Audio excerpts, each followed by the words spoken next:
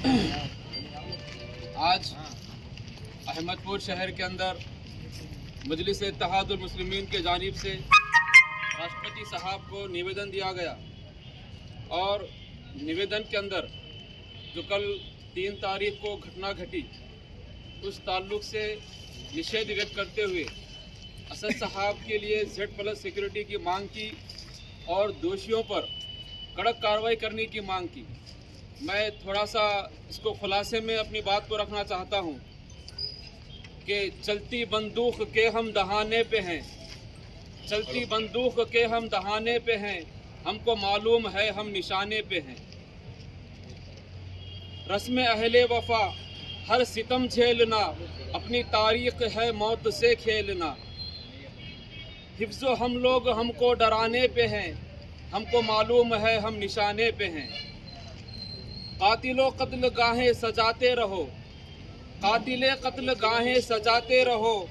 सीने हाजिर है गोली चलाते रहो। हम वतन पे तन मन लुटाने पे हैं, हमको मालूम है हम निशाने पे हैं। मैं सभी देश के नागरिकों से और सभी मजलिस इत्तेहादुल मुस्लिमीन के चाहने वालों से ये कहना चाहता हूँ मीडिया के ज़रिए से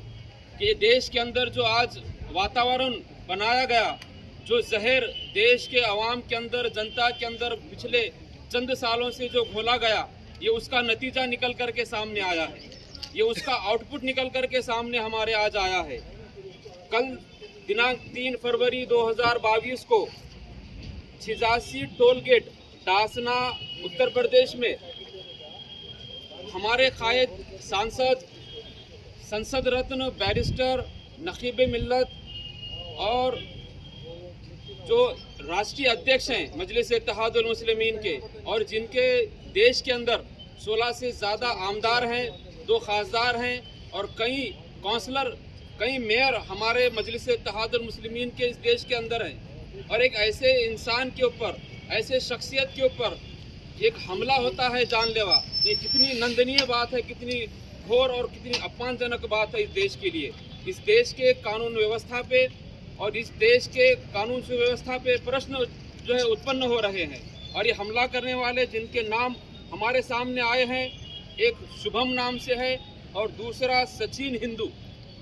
हिंदू कोई ज़ात का नाम नहीं ले रहा मैं, उसका नाम ही सचिन हिंदू है और वो रहने वाला ग्रेटर नोएडा के बादलपुर गांव का है और उसके कई बीजेपी नेताओं के साथ संबंध हैं। उसके फोटोज सोशल मीडिया पर वायरल भी हुए हैं और ये इनके साथ जो 2 नाम सोशल मीडिया पर दिखे हैं हमको, श्री चंद्र शर्मा जो MLC हैं और दूसरे मोदी जी के MP महेश शर्मा, जिनके साथ इनकी सचिन हिंदू की फ़ोटो हम सोशल मीडिया पे देख रहे हैं और अभी वो पुलिस के हिरासत में हैं। ये घटना की वजह जो हम देख रहे हैं, ये घटना के पीछे देश का सबसे बड़ा आतंकवादी संगठन, इसके पीछे इसका हाथ हो सकता है, जो चाहता है कि ये देश बर्बाद हो, जो देश के अंदर हिंदू मुसलमान झगड़े कराने के लिए, बम धमाके कराने के लिए जिसकी प्लानिंग हमेशा से रहती है और हमेशा देश के अंदर ऐसा वातावरण, ऐसा जहर घोला जाता है। इस संगठन का पर्दाफाश हो और उन पर कड़क कार्रवाई हो ताकि आने वाले वक्त में किसी भी सांसद के ऊपर इस तरीके की जानलेवा हमला ना हो सके। और ये हम अल्लाह का शुक्र अदा करते हैं अल्हम्दुलिल्लाह कि असद साहब को कुछ भी नहीं हुआ। अगर कुछ अनहोनी हो जाती तो देश इसका बड़ा खामियाजा भुगतता, इस देश के अंदर माहौल बिगड़ सकता था। और इस घटना की हम निंदा करते हैं और इससे सरकार की जो नीति है और जो कानून व्यवस्था है, ये एक शर्मसार करने वाली जंगल राज जिसे हम बोलेंगे, ये चल रहा है उत्तर प्रदेश के अंदर और पूरे देश के अंदर कि एक सांसद के ऊपर अगर इस तरीके की घटना होती है तो एक आम इंसान का इस पर क्या असर पड़ेगा और एक आम इंसान के ऊपर क्या क्या होता होगा, ये सोचने की बात है। और मैं एक बात बताना चाहता हूँ कि इस देश के अंदर मोहन भागवत साहब को Z+ सिक्योरिटी दी जाती है, जबकि उनके पास ना वो सांसद हैं, ना वो आमदार हैं, ना वो खासदार हैं, ना कोई उनके पास शासकीय प्रशासकीय पद है, फिर भी उनको Z+ सिक्योरिटी मिलती है। और दूसरी नचनिया, लंगी,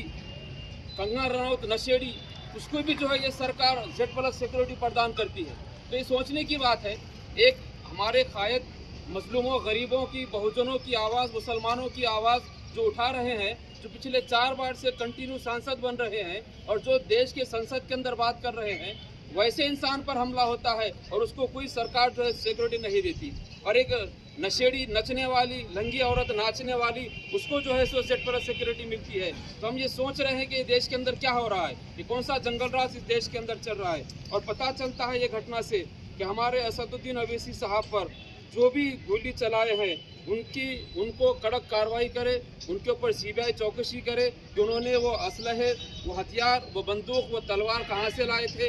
वो सचिन हिंदू की जो फोटो फेसबुक पर वायरल हुई है, तलवार के साथ भी हुई है, तो इनके पास ये असलहे कौन मुहैया करा रहा है, इनके पास ये हथियार कहाँ से आ रहे हैं, कौन इनको ये एक्सपोर्ट कराने वाला है, इसकी पूरी जांच हो। और जो संगठन इसके पीछे काम कर रहा है उस संगठन का भी पर्दाफाश हो और इनको हम फांसी की सज़ा की मांग करते हैं। ये 2 दोषियों को फांसी की सज़ा, शिक्षा हो और जो इनके पीछे बैकग्राउंड के अंदर जो छुपे हुए चेहरे हैं उनको भी बेनकाब करके उनके ऊपर भी कड़क कार्रवाई ये हुकूमत करे। हम ऐसी मांग करते हैं और इसी मांग के साथ हम अल्लाह से दुआ करते हैं कि असद साहब और 100 साल जिंदा रहें, उनकी क़यादत हम पे और बनी रहे। इतना कहकर मैं अपनी बात को ख़त्म करता हूँ।